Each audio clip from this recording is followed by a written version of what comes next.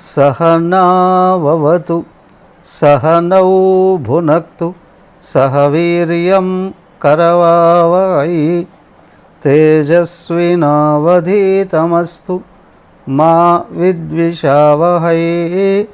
ओम शांति शांति शांति।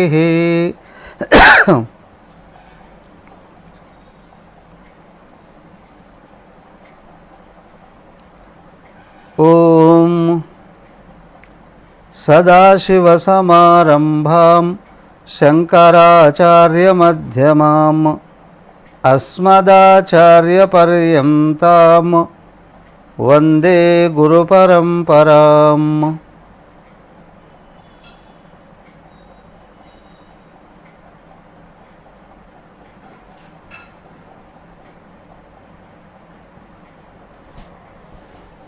హరి ఓం. ఈరోజు పూర్తి చేసేద్దాం అని అనుకున్నాం. మనం ఒకటి తెలిస్తే దైవం ఒకటి తెలుస్తుంది అని అంటారా? సరే, ఓకే. 4వ శ్లోకం నేను చదివాము, మరొకసారి చదువుతాను, వినండి.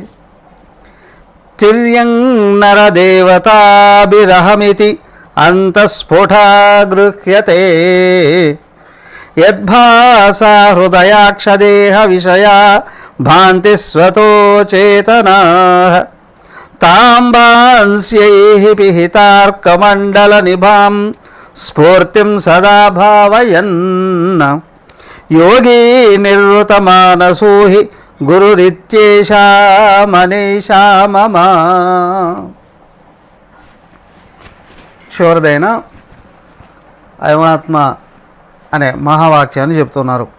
తిర్యక్ నర దేవతాభి, తిర్యక్ కింద ఉన్న జీవరాశులు, అంటే మానవుడి కంటే కింది వైపు ఉన్నటువంటి జీవరాశులు, నోరు లేని జీవరాశులు ఏవైతే ఉన్నాయో 84 లక్షల రకాల జీవరాశుల్లో ఒక మానవుడు తప్ప మిగతా వాళ్ళందరూ కూడా కింద ఉన్నటువంటి వాళ్ళే, కింద ఉన్నటువంటివే సర్వజీవరాశులు.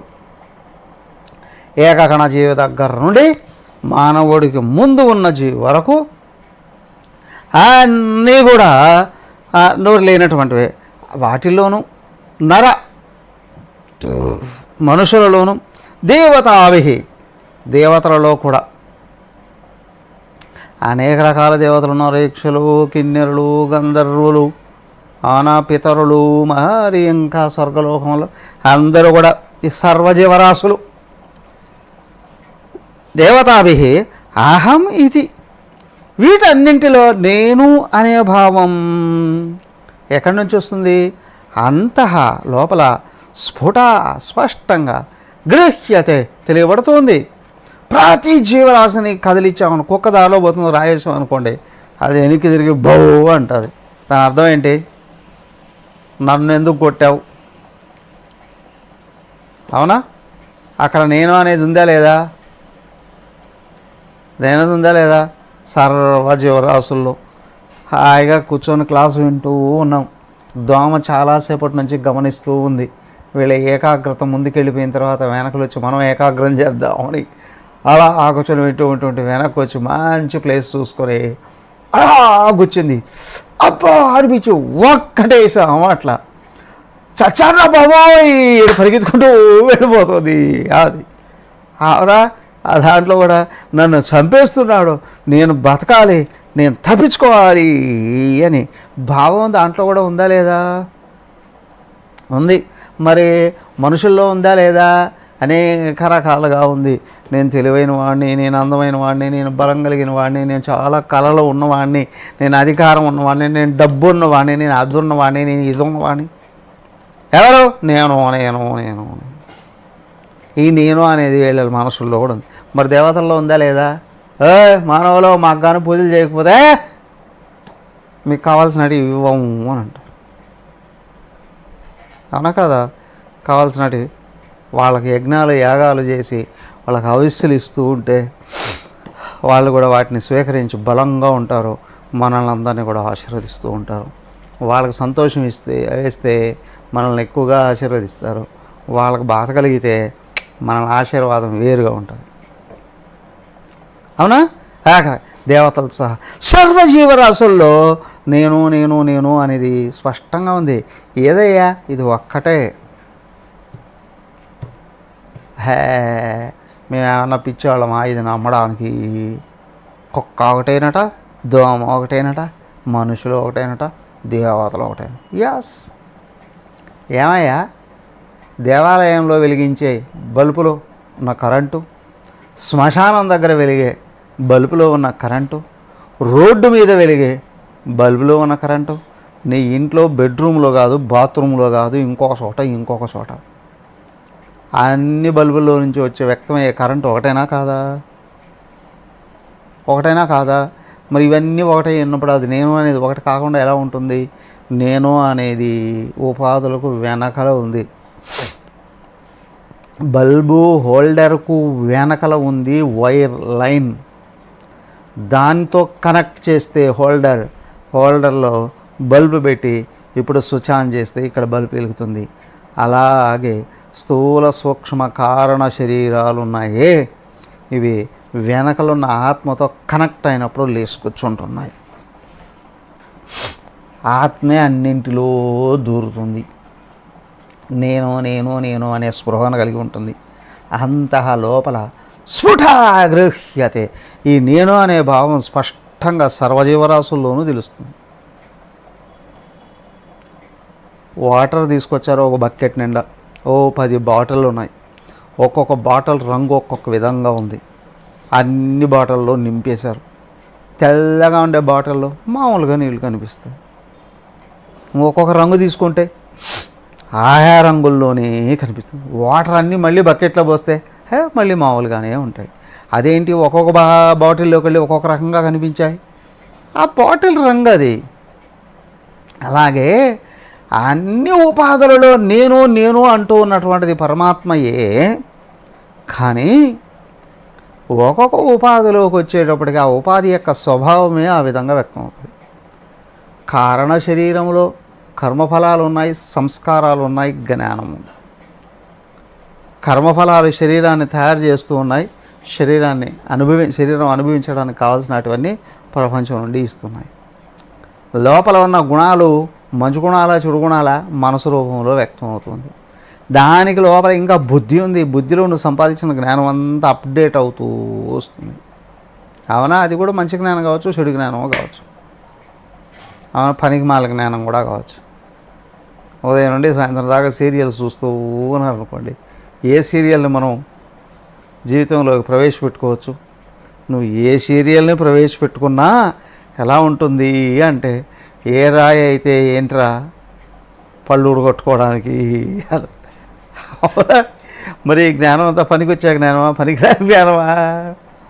అవునా? వృధా జ్ఞానం అయ్యా అది కూడా ఉంటుందండి. అలాంటి జ్ఞానం కూడా ఉంటుంది బుద్ధిలో. వీటికన్నిటికీ ప్రేరణ ఏదయ్యా? లోపల ఉన్న సంస్కారాలు.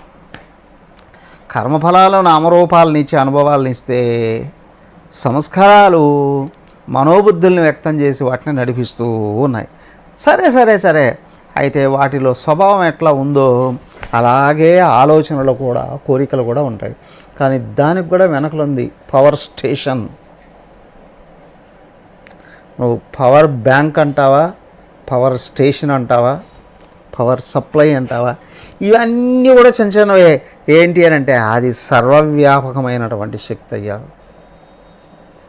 సర్వవ్యాపకమైనటువంటి జ్ఞానమయ్యా.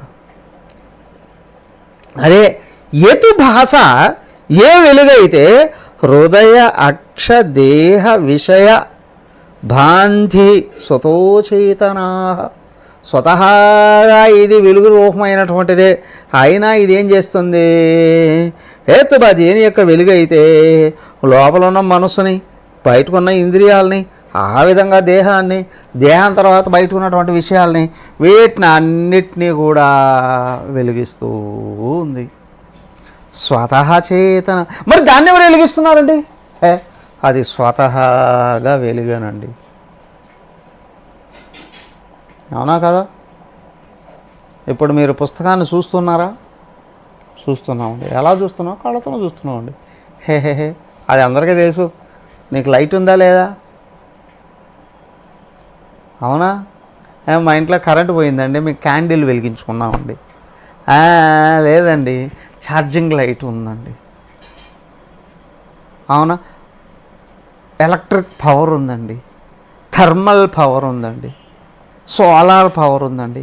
ఏది ఏమైనప్పటికీ కూడా ఏదో ఒక వెలుగిస్తేనే కదయ్యా కనిపించేది. అవునా, వెలుగుంటేనే కదా కనిపించేది. అవునవును, ఇదిగో చూడు, నీ లోపల ఆలోచనలు ఉన్నాయా? నువ్వు వెళ్ళి సూక్ష్మ శరీరంలో కూర్చుంటే అప్పుడు ఆలోచనలు కదులుతున్నాయి. అదే వెళ్ళి ఇంద్రియాల మీద కూర్చుంటే ఇంద్రియాలు చూస్తున్నాయి. కంటి నుండి వితట్ రాయిందా కన్ను కనిపించదు, చెవి నుండి వితట్ రాయిందా చెవికి వినిపించదు, ముక్కు నుండి వితట్ రాయిందా ముక్కుకు వాసన తెలియదు, నాలుగు నుండి వితట్ రాయిందా నాలుగుకు టేస్ట్ తెలియదు, చర్మం నుండి వితట్ రాయిందా చర్మానికి స్పర్శ తెలియదు. ఇవన్నీ ఇంద్రియాల మీద కూర్చుంటేనే నేను అనేటువంటిది అవి కదిలి ప్రపంచంలోకి వెళుతూ ఉన్నాయి. సరేగానే ప్రపంచం ఉంది పగలేనయ్యా, కానీ లోపల ఉన్న చైతన్యం ఇతడు అయిపోయింది. ఇప్పుడు కనిపిస్తుందా? కనిపిస్తాయి ప్రపంచంలో విషయాలు కనిపిస్తాయా? చెప్పండి. సూర్యుడు వెలిగిస్తూ ఉన్నాడు, అఫ్ కోర్స్, కానీ కనిపించదు. నువ్వు చూస్తేనే, లోపల నుంచి వచ్చి చూస్తేనే బయట కనిపించాలి విషయాలు అని అంటే, చైతన్యం వచ్చి ఇంద్రియాల మీద కూర్చుంటే ప్రపంచం కనిపిస్తుంది. సర్వజీవరాశుల్లో అంతర్గతంగా అంతరాత్మగా ఉంటూ నేను అని ఏది స్ఫురిస్తుందో అయమాత్మ, ఈ ఆత్మయే, అదే బ్రహ్మ. ఎలా? యతభాసా హృదయాక్షదేహ విషయ భాంతి.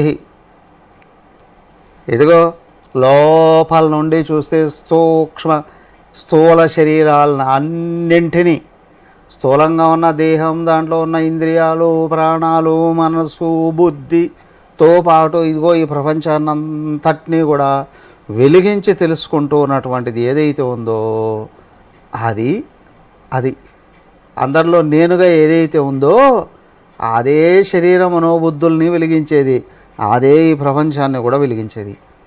మరి అన్నిటినీ వెలిగిస్తుంది కదయ్యా ఇది. మరి దీన్ని ఎవరు వెలిగిస్తారు? స్వతహా చేతన, అది స్వతహాగా చైతన్య స్వరూపం, జ్ఞాన స్వరూపం. తాం బాంస్యై అపిహిత అర్కమండల నిభాం. ఆ వెలుగుంది ఎలా ఉంటుంది అండి అంటే, భూమిని అంతటినీ వెలిగిస్తూ ఉన్నటువంటి ఆ సూర్యుడు ఉన్నాడే, అలాగా సర్వజీవరాశుల్లో అంతర్గతంగా కూర్చొని ఇదిగో ఆయనేనయ్యా ఇక్కడ నేను అనేటువంటి వాడు సర్వజీవరాశుల్లో శరీరమున బుద్ధులను వెలిగిస్తూనే ఆయనే బాహ్యంగా ఉన్నటువంటి వెలుగులలో కూడా ఉన్నదే ఆయనే. ఎలా ఉన్నాడు? అనేక వేల మంది సూర్యుళ్ళు ఒకసారి వస్తే ఎంత వెలుగుతో ఉంటాడండి. అలాగే ఇక్కడ ఈ నేను అనేటువంటి వాడు కూడా స్వతహాగా అనంతమైనటువంటి కాంతి స్వరూపుడు. స్ఫూర్తిం సదా భావయన్, ఇలాగా నువ్వు భావించాలి. ఈ నేను అనేది ఒకటే, అయమాత్మ, ఇదే బ్రహ్మ, ఇదే పరమాత్మ. ఎలాగా? సర్వజీవరాశుల్లో నేనుగా స్ఫురించేది ఇదే, సర్వజీవరాశుల్లో స్థూల సూక్ష్మ శరీరాలు వెలిగించేది ఇదే, సర్వజీవరాశుల్లో నుండి ఈ ప్రపంచాన్ని అంతటినీ కూడా వెలిగించి చూపించేది ఇదే. అలాగే ప్రపంచంలో వెలుగుల రూపంలో ఉన్నటువంటిది కూడా ఇదే. ఇలాగా భావించు. ఎవరైతే యోగి నిర్వృత మానసూహి, ఇలాగా భావించి గుర్తించి మనసును పూర్తిగా ఎవరైతే లయం చేసేసుకున్నారో, ఆలోచనలను పూర్తిగా వెనక్కి నిగ్రహించి నేను అనేది సర్వజీవరాశులకు మూలం, నేను అనేది ప్రపంచానికంతటికీ మూలం, అయ్యా ఈ నేను అనేటువంటిదే పరమాత్మ అయ్యుంది అని గుర్తించి మనసును కానీ నిగ్రహించేసావో, మనసును కరిగించి వెనక్కి లాగేసుకోగలిగావో, ఏషా గురు, ఏషా మనీష, ఏషా మమ గురు, ఈయనే మహానుభావుడు, ఈయనే శ్రీ గురువు అని నేను భావిస్తానండి. అయమాత్మ బ్రహ్మ, అయం ఇది, ఆత్మ ఆత్మ అయి ఉన్నది. అది ఇది అంటాం. దూరంగా ఉన్న వస్తువుల్ని భావించడానికి, గుర్తించడానికి అది దట్. దగ్గరగా ఉన్న విషయాలను గుర్తించడానికి ఇది దిస్ అంటాం. అవునా అయ్యా? అది దూరంగా ఉంది, ఇది దగ్గరగా ఉంది అని అంటాం.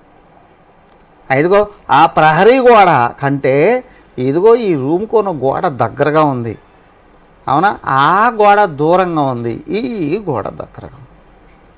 ఓ గోడ కంటే వెనకలో ఉన్నటువంటి టేబుల్ నుండి దగ్గరగా ఉంది.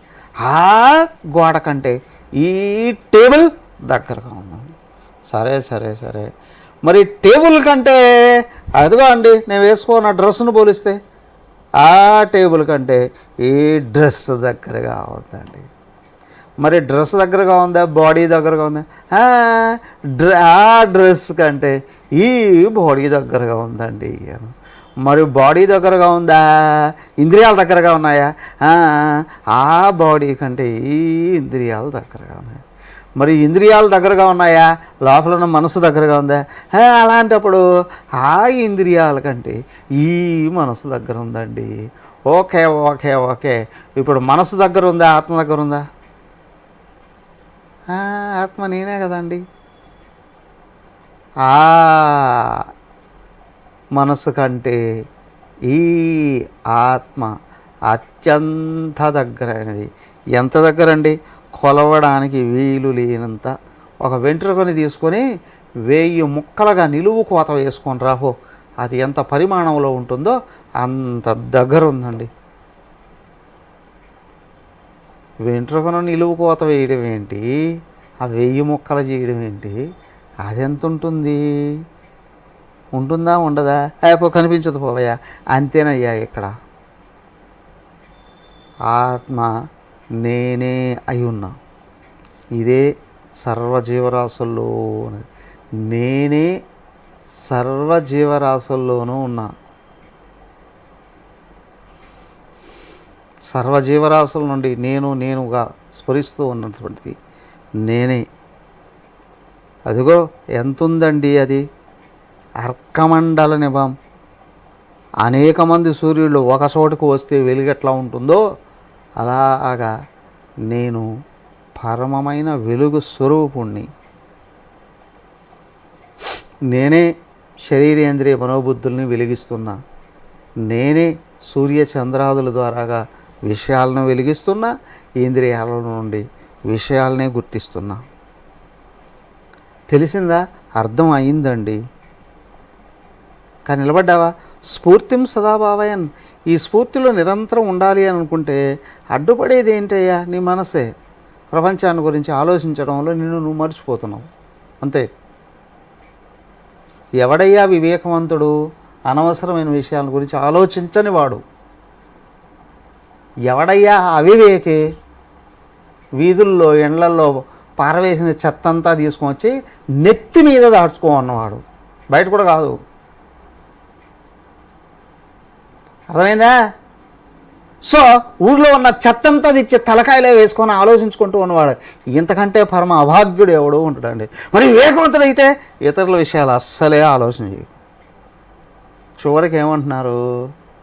ఈ దేహ పోషణ గురించి కూడా ఆలోచించకయ్యా అనేది చెప్పేసరికి ఎంతకుముందే ప్రారబ్ధాయ సమర్పితం స్వవపు. నీ సొంత దేహానికి కూడా ప్రారబ్ధానికి వదిలేసేవయ్యా. అట్టా వదిలేస్తే ఎట్టా అండి? పట్టుకో. అయితే నాకు ముక్తి కావాలండి, నీ గురించి మాత్రమే ఆలోచన చేయి. నా గురించి ఆలోచించడానికి ఏముందండి? ఆలోచన ఆపు. మరి ఆపితే ఏముందండి? నువ్వు మాత్రమే ఉన్నావండి. నువ్వే. ఆపిహితార్కమండల నిభాం స్ఫూర్తిం సదాభావయన్. అది బ్రహ్మాండానికి అంతటికీ ఆధారమైనటువంటిది. అది చెప్పారుగా. తిర్యగ్నర దేవతాభి అహమితి అంతఃస్ఫురంతం గృహ్యతే. పిపీలిక అది బ్రహ్మపర్యంతం సర్వజీవరాశులలో ఈ నేను అంటూ ఉన్నటువంటిది ఏదైతే ఉందో అది ఈ నేనే, అదే పరబ్రహ్మ, అదే నువ్వు. అయితే ఏం చేయాలి? నేను గుర్తుంచుకొనే ఆలోచన ఆపు, ఇంత చేయాల్సింది. ఫైనల్. ఎప్పుడైతే ఆలోచన ఆపుతున్నావో మనసుకు శాంతి పెరుగుతుంది. శాంతి ఎక్కడి నుంచి వస్తుంది అని గుర్తించావో అది నీలో నుండే వస్తుంది. నీ స్వభావమే అది.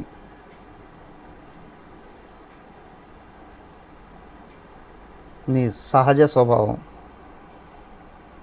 ఇది. గుర్తించి ఇందులో ఉన్నవాడున్నాడే, ఇతనికంటే భాగ్యవంతుడు ఇంకొకటి లేదు. అయిపోయింది 4 మహావాక్యాలు.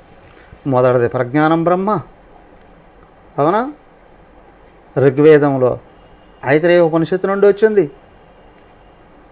రెండవది ఐతరేయ ఋషి, దానికి కూడా కర్త. రెండవది యజుర్వేదంలో బృహదారణ్యక ఉపనిషత్తు నుండి యాజ్ఞవల్కుడు మైత్రేయకు బోధించినటువంటిది అహం బ్రహ్మాస్మి. మూడవది సామవేదంలో చాందోగ్య ఉపనిషత్తు నుండి అదో శ్వేతకేతువు విన్నటువంటిది. నాలుగవది అధర్వణ వేదంలో మాండూక్య ఉపనిషత్తు నుండి మాండూక ఋషి చేత బోధించబడినటువంటిది అయమాత్మ బ్రహ్మ, ప్రజ్ఞానం బ్రహ్మ, అహం బ్రహ్మాస్మి, తత్వమసి, అయమాత్మ బ్రహ్మ. 4 మహావాక్యాలు. ఏం చేయాలి?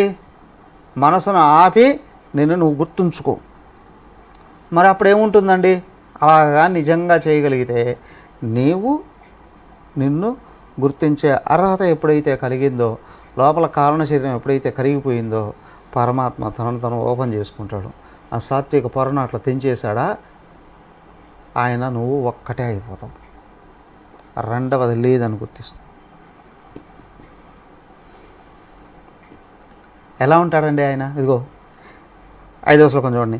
యత్ సాంఖ్యాంబుధి లేశలేశతయిమే శక్రాదయో నిర్వృతా యచ్చేత్తే నితరాం ప్రశాంతకలని లబ్ధ్వా మునిర్నిర్వృతా యస్మిన్నిత్యసుధాంబుధౌ గలిత ధీ బ్రహ్మైవ న బ్రహ్మవితు యః కచ్చిత్ సురేంద్రవందితపదో నూనం మనీషా మమ.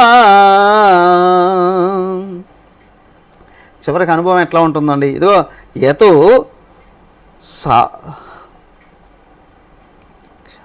సౌఖ్య అంబుధిలేశలేశతయుమే. ఎత్ సౌఖ్య. సాంఖ్య ఉందా, సౌఖ్య ఉందా మీ పుస్తకంలో?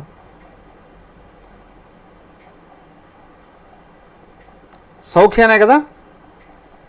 ఓకే. సౌఖ్య అంబుధి. అయ్యా అక్కడ ఒక సముద్రం ఉందట. ఏమిటయ్యా ఆ సముద్రంలో ఉంటుంది? పరిపూర్ణమైనటువంటి సుఖం అండి. ఆ సముద్రం అంతా సుఖమే. అందులో లేశలేశత ఇమే శక్రాదయో నిర్వృత. ఇదే వెళ్ళినారే దేవతలతో సహా సర్వజీవరాశులు అందులో నుంచి ఒక్కొక్క డ్రాప్ అలాగా తీసుకొచ్చుకొని ఒక జీవితం అంతా నాకుతున్నారు. ఏమంటే ఆ సుఖాన్ని అవునా? ఒక్కొక్క డ్రాప్. ఇవే శక్రాదయో నిర్వృత, సర్వదేవతలతో సహా అందరూ కూడా. అయ్యా కానీ నేను ఆ సముద్రంలో ఉన్న ఆనందం అంతా అనుభవించాలండి.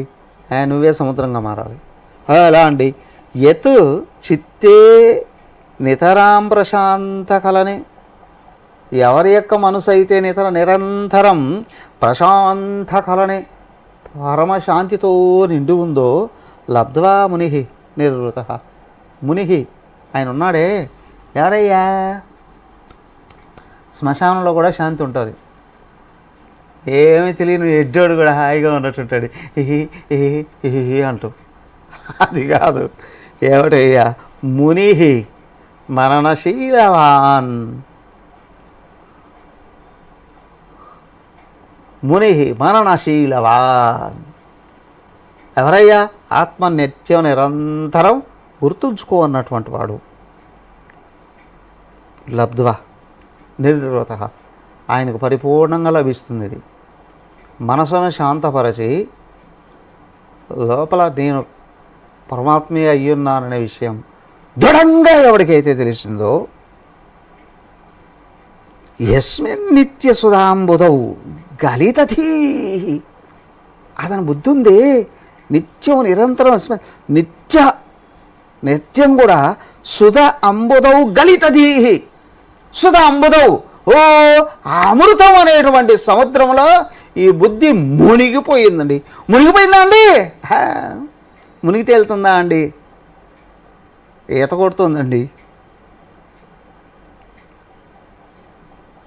నిరంతర సుఖం అనేటువంటి అమృతంలో బుద్ధి నిరంతరం ఈదులాడుతుంది. సహ బ్రహ్మ ఏవ, అతడు బ్రహ్మమే. నా బ్రహ్మవితు, అతడు బ్రహ్మాన్ని గురించి తెలిసినవాడు కాదు, అతడు బ్రహ్మమే అయి ఉన్నాడు. అవునా? బ్రహ్మాన్ని గురించి తెలిసినవాడు కాదు, అయ్యో బ్రహ్మమే అయి ఉన్నాడు. ఏదైనా ఒక పుస్తకం చదివితే ఆ జ్ఞానం ఉంది, ఆ విషయం ఆయన తెలుసుడండి, అంతవరకే. అదే ఆయన కావడానికి అవకాశం లేదు. కానీ ఇప్పుడు చూడండి, మెడిసిన్ చేశాడు అని అనుకోండి, డాక్టర్ అంటే అంటారు. లా చదివాడు అంటే లాయర్ అంటే అంటారు. అవునా? కానీ కొన్ని విషయాల దగ్గరికి వచ్చేటప్పటికి అతనికి ఆ విషయం తెలిసినవాడండి అంటారు. కానీ ఇక్కడ ఉందే, ఎవరి మనసు సంపూర్ణంగా శాంతించి బుద్ధి నిరంతర ఆనందం అనేటువంటి సముద్రంలో విహరిస్తుందో, ఆనందంతో ఆస్వాదిస్తుందో, ఇతన్ని బ్రహ్మవిత్ అంటారు, బ్రహ్మమే అంటారు. బ్రహ్మవిత్ బ్రహ్మయేవ సహా. బ్రహ్మవిదుడు అని అంటే బ్రహ్మాన్ని గురించి తెలిసిన వాడని కాదు, బ్రహ్మమే అయినవాడు ఆయన. యహ కశ్చిత్ సురేంద్రవందిత పదు నూనం మనీషా మమ, అలాంటి వాడు ఎవడైనా ఉన్నాడు అని అనుకోండి. యహ కశ్చిత్ సహ సురేంద్ర వందిత పద, అతడు ఇంద్రాది దేవతల చేత కూడా నమస్కరింపదగినటువంటి వాడు, నమస్కరింపబడినటువంటి వాడు. ఎవరి మనసు సంపూర్ణంగా శాంతించి ఎవరి బుద్ధి అయితే ఆత్మానందంలో తేలియాడుతుందో, అతడు దేవతల చేత కూడా నమస్కరించబదగినవాడు. దానికే ఆత్మానందాన్ని అందుకున్నవాడు ఇక ఏ దేవతలకో కూడా ఆయన పూజ చేయాల్సినటువంటి అవసరాలు లేదు. అవునా? ఇప్పుడు మహాత్ములు కూడా ఇతరుల కోసమే దేవాలయాలు ప్రతిష్ఠిస్తారు, వాటికి శక్తిని పోస్తారు, వాడు వెళ్ళి ఆరాధించినట్టు అక్కడ కనిపిస్తుంది.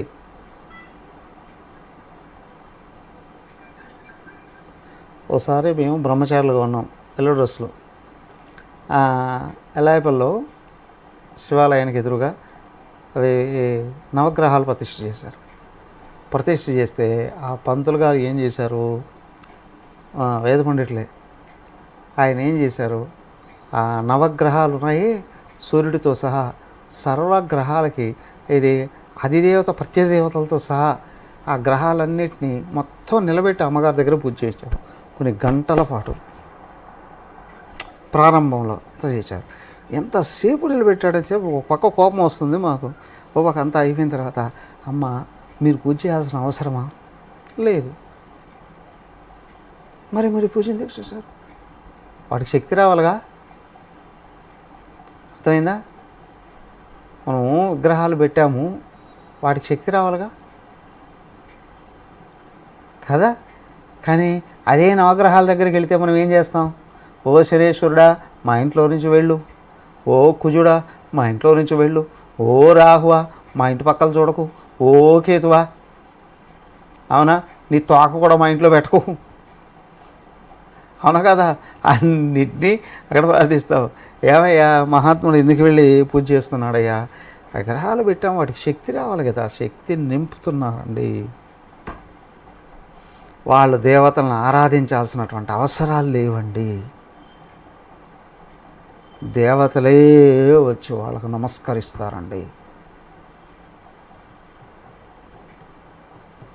దేవతలైనా సరే, దేవతల గురువు ఎవరు? బృహస్పతి.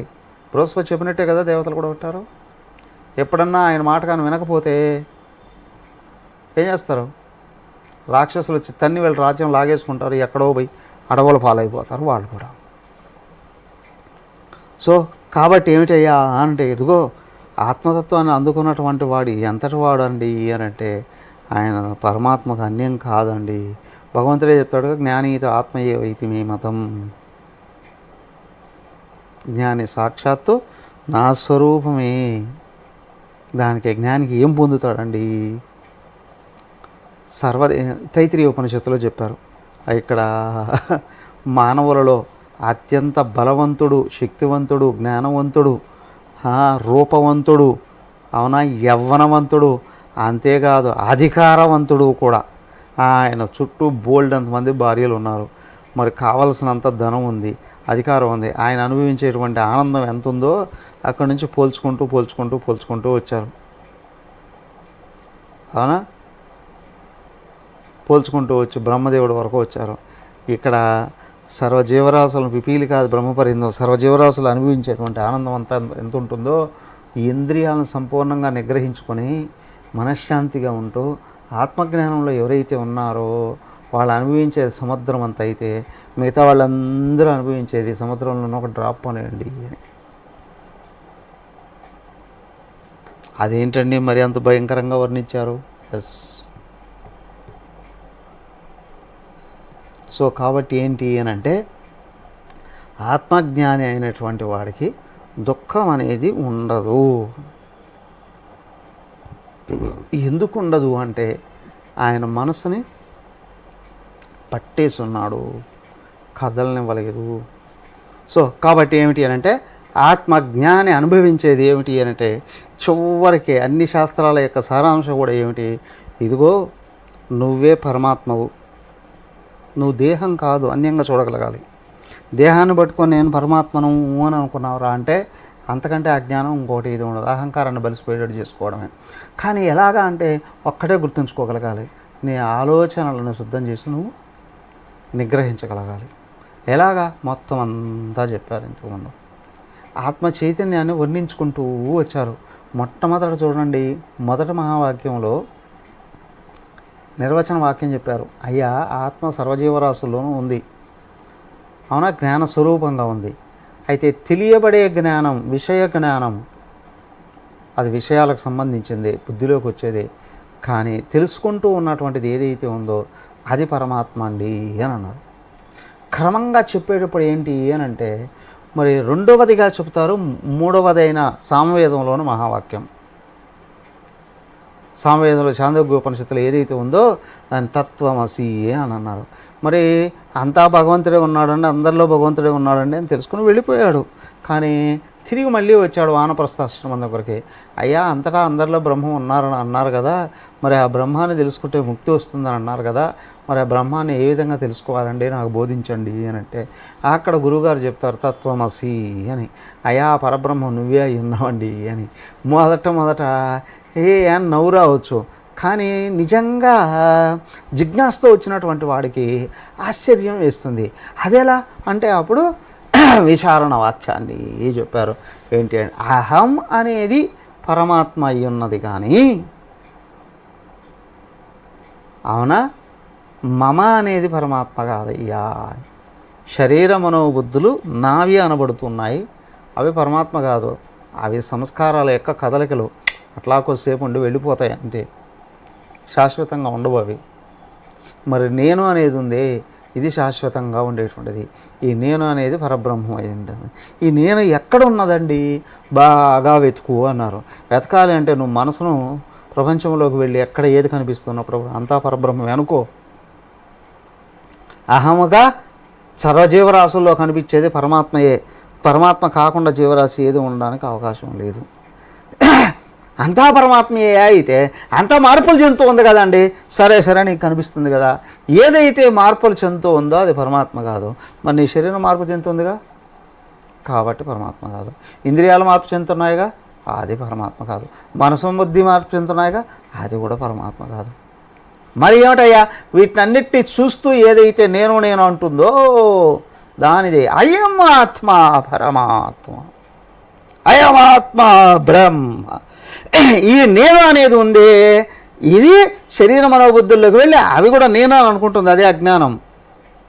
అవి నావే అనుకో, సగం అజ్ఞానం పోయినట్టు. అవి నేను అనుకున్నావో పరమమూర్ఖుడివే అయినట్టు. కాబట్టి ఏంటంటే శరీర మనోబుద్ధులు నువ్వు కాదయ్యా, అస్సలైన నేను ఉంది. ఇదే ఆత్మ, ఇదే సచ్చిదానంద స్వరూపం, ఇదే ఆనంద స్వరూపం, ఇదే ఆనంద సముద్రం.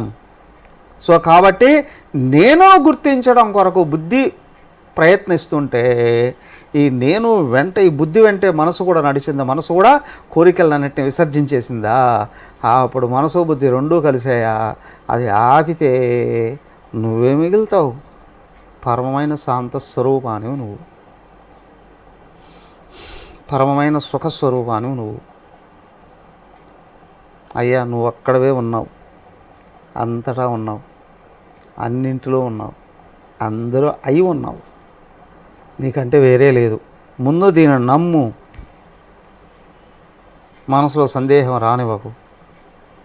యోగ సన్యస్త కర్మాణం జ్ఞాన సంచన్న సంశయం ఆత్మవంతం న కర్మాణి నిబద్ధంతి ధనంజయ. యోగం అంటే ఏంటి? మనసు నిగ్రహించడం.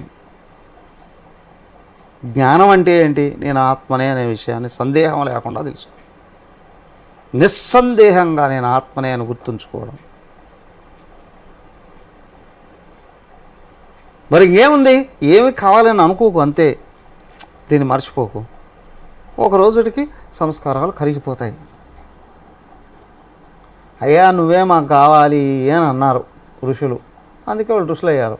కాకపోతే నీతో భౌతికంగా కొద్ది రోజులు వ్యవహరించాలని ఉంది అని అన్నారు. సరేలే, రేపు నేను కృష్ణుడుగా వస్తా, మీరందరూ గోపికలుగా వస్తారు. సరే వీళ్ళు ఏం చేశారు? ఏం చేయలే, ఆయన కోసం ఆరాటపడుతున్నారు. చివరికి ఏం చేశాడు? లోపల కరిగించేసి పాలు తినేసాడండి, పెరుగు తినేసాడండి, వెన్న తినేసాడండి, నెయ్యి తినేసాడండి. ఏమో కాదు, కర్మలు, కర్మఫలాలు, వాసనలు, గుణాలు అన్నీ మింగేశాడు. మరి వాళ్ళకే మిగులుతుందండి, వాళ్ళకు ఈయనే మిగిలాడు వాళ్ళ స్వరూపంగా. ఇదే అనుభవం. సంపూర్ణంగా ఆయన సమర్పణ చేసి ఆయన్నే తనగా గుర్తుంచుకొని ఉన్నాడా, ఆయన్నే గుర్తుంచుకుని ఉంటే ఆయనలో కలిసిపోతాడు. ఆయనే నేనుగా గుర్తుంచుకుంటే ఆయనగా మిగిలిపోతాడు. ఎటు వచ్చినా ఒకటి భక్తి మార్గం, రెండోది జ్ఞాన మార్గం.